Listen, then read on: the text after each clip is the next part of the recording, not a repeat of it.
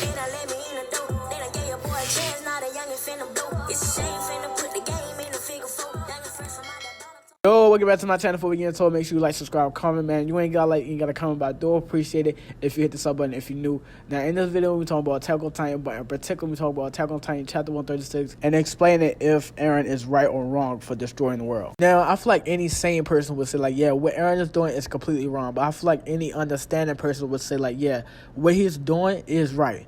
And I'm not gonna lie, I fall in the category of understanding because we have to understand that Paradis Island is 100 years back on technology and development as a whole. Even though volunteers from Manga did come to Paradis Island to basically speed up their development to get them to the point where the rest of the world is at. But either way you see it, they're still years behind development and technology. They're still years back. That's why they all agreed on doing the small rebel and destroying Marley, and that's it. But Eren is going far beyond that. You know, he's trying to kill innocent people, and he is wrong for doing that. But like I said, I fall in the category of understanding. I understand why he wants to do this.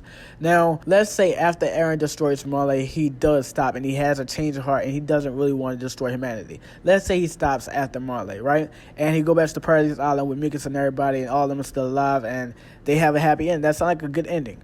But they're not going to be able to enjoy that happy ending for so long because they're going to end up fighting and going to war again. The lyrics to the song that is played throughout the outro of Attack on Titan final season even says it like, hey, we found out we can fly, but what does that matter if our wings are burning? Just like I explained in that video that I made about the lyrics and everything, explaining the lyrics, I said what that specific lyric meant was the fact that we literally climbed over every obstacle that was in front of us.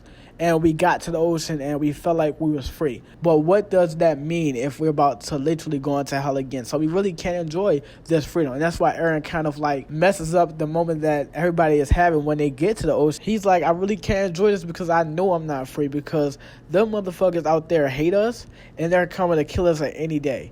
You know, I really don't feel free. And if I am free, I can't enjoy it because they're about to fuck up my freedom at any day. So like I said, if Eren stops destroying the world after he destroys Marley, because he has to get rid of them.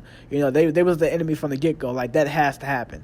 But like I said, if he stops after Marley and he just said like, hey, I don't feel like destroying the world no more. Like, I never wanted to. Fuck it. Let's go back home, you know? They're going to have to fight again.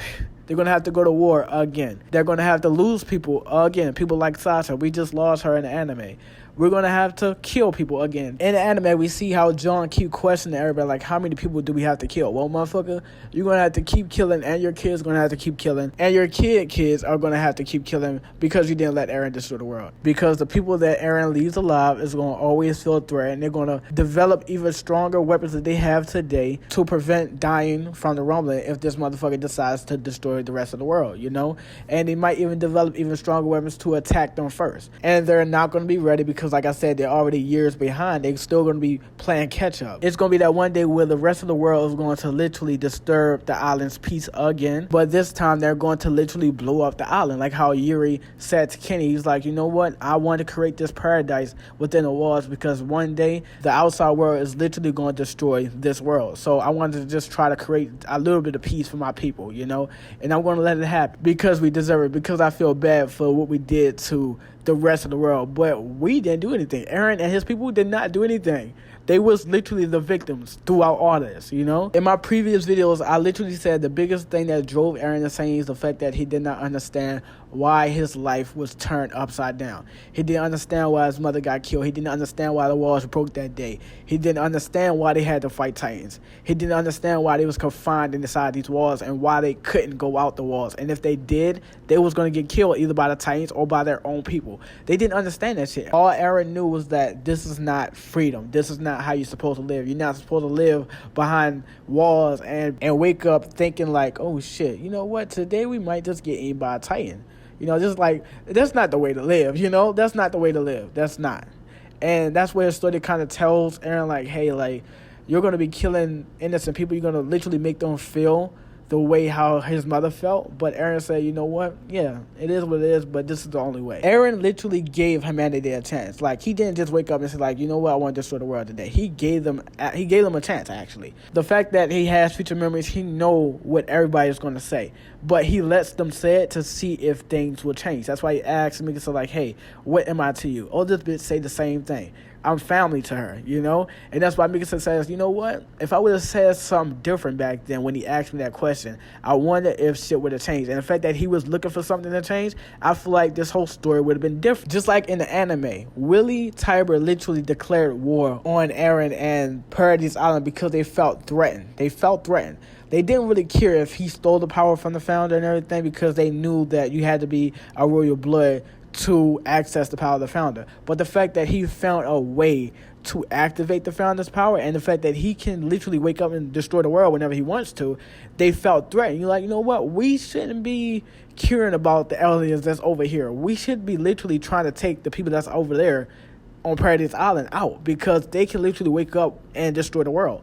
You know, Willie was going to declare war on Paradise Island and Eren anyway. It don't matter if Eren was there or not. And that's why Eren let him finish. He was like, you know what? I know what this bitch going to say because I have feature memories.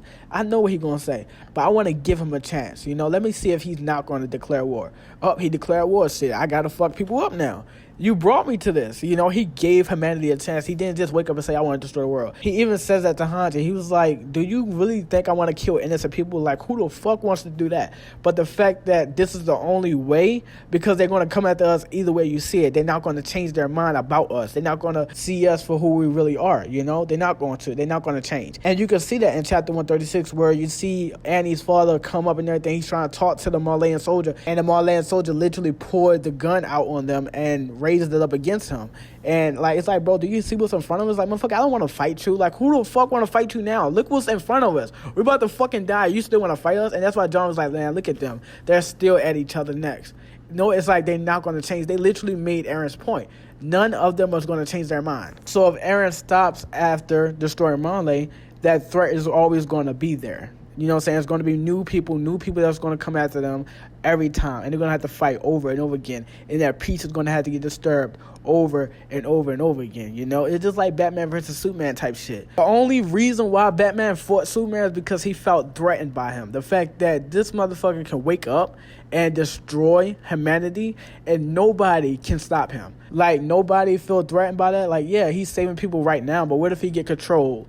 What if he, you know what I'm saying, just like, what if he go crazy? What if somebody died really close to him? Like, nobody has the power to stop him.